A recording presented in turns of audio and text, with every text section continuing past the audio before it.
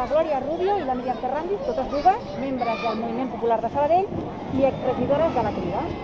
I el Xavi Pellicer, membre del casal Can Capablanca, l'Horta Solidària, i ara es presenta a la llista de la CUP del Parlament. La pregunta per vosaltres és per què amb la vostra trajectòria aposteu per la lluita institucional? Bé, nosaltres sempre, organitzades des del carrer, hem defensat que hem d'anar totes i per tant totes les vies són vàlides i necessàries i la via institucional és una més on cal ser-hi per poder transformar les coses des d'allà també.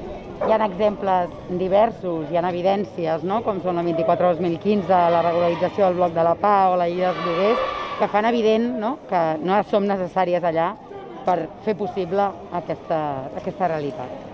Jo crec que militants de Pedra Picada amb una trajectòria de carrer de lluita com la Glòria o la Míriam i amb la tasca que han fet a l'Ajuntament de Sabadell, al Govern de Transformació de la Crida per Sabadell, marquen de forma molt clara que ens cal un nou cicle per guanyar, que per fer-ho hem de ser al Parlament de Catalunya amb força i que ho hem de fer per la llibertat del nostre poble i per millorar les condicions de vida de la gent.